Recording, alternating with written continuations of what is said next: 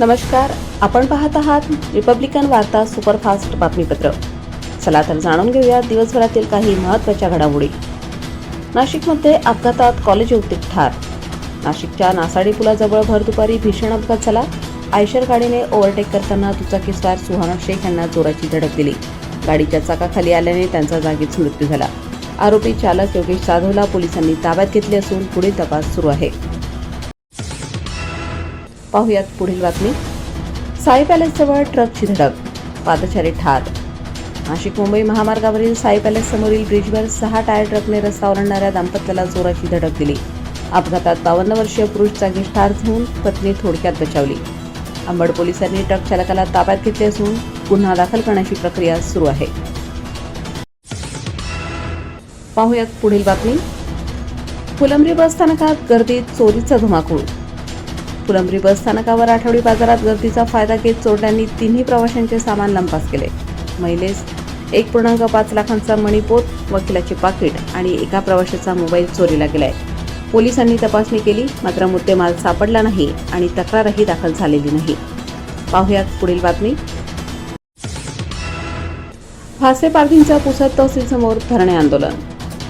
पुसद तहसील समोर फासे पारधी समाजाच्या शेतकरी संघटनेनं गायरान जमिनी, वनहक्क आणि घरकुल मागण्यांसाठी धरणे आंदोलन केले. आंदोलनात विविध संघटना सहभागी झाल्या. माणूस म्हणून जगण्यासाठी लढा देण्याची घोषणा देत शेकडो शेतकऱ्यांनी प्रशासनाचा निषेध केलाय. पाहुयात पुढील बातमी. पुसद पोलिसांच्या रक्तदान शिबिराला उत्स्फूर्त प्रतिसाद. पुसद शहर पोलीस स्टेशनच्या सभागृहात पोलिसांनी रक्तदान शिबिराचे आयोजन केले. पोलीस अधिकारी, कर्मचारी आणि नागरिकांनी उत्स्फूर्त प्रतिसाद देत 351 जणांनी रक्तदान केले. अप्पर पोलीस अधीक्षक थोरात आणि हर्षवर्धन बीजे यांच्या उपस्थितीत शिबिर यशस्वी झाले. पाहुयात पुढील बातमी. पैठण बालाजी मंदिरातील दानपेटी फोडून चोरी. पैठणच्या वडवळी गावातील बालाजी मंदिरातील दानपेटी अज्ञात चोरट्यांनी फोडून 30,000हून अधिक रक्कम लंपास केली आहे. घटनेनंतर भाविकांमध्ये संताप व्यक्त होत असून पोलिसांनी गुन्हा दाखल करून चोरट्यांचा शोध सुरू केला आहे. पाहुयात पुढील बातमी. गंगापूर पोलिसांची कारवाई, 27 लाखांचा माल जप्त.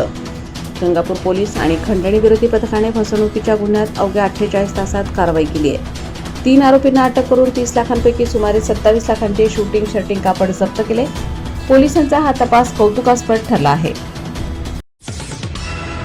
पाहुयात पुढील बातमी. जैतखेड्यात भूमिपुत्रांचा सत्कार सोहळा. कन्नड तालुक्यातील जैतखेडा येथे विविध क्षेत्रात यश मिळवलेल्या भूमिपुत्रांचा गावकऱ्यांनी भव्य सत्कार केलाय. पोलीस उपनिरीक्षक सुनील पांडे, बँक सहाय्यक ऋतुजा राजपूत आणि तालुकाध्यक्ष विजय किल्लारे यांचा मिरवणूक काढत गौरव करण्यात आला. उपस्थित मान्यवरांनी त्यांना शुभेच्छा दिल्या. पाहुयात पुढील बातमी. खोटे गुन्हे मागे घ्या, सर्वपक्षीय शिष्टमंडळाकडून निवेदन. नाशिकमध्ये सर्वपक्षीय शिष्टमंडळाने पोलीस महानिरीक्षकांना निवेदन देत रवींद्र सोळसे व भीमा शिरसाट यांच्यावरील खोटे गुन्हे मागे घेण्याची मागणी केली आहे. जातीय द्वेषातून गुन्हे दाखल झाल्याचा आरोप करत देशमुख दाम्पत्यावर कारवाई न झाल्यास जनआंदोलनाचा इशारा देण्यात आला आहे. पाहुयात पुढील बातमी.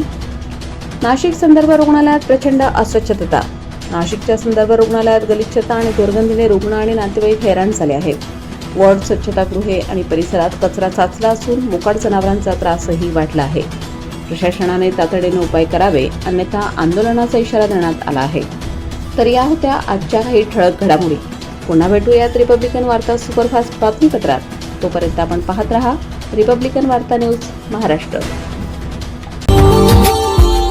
Subscribe now and press the bell icon. Never miss an update.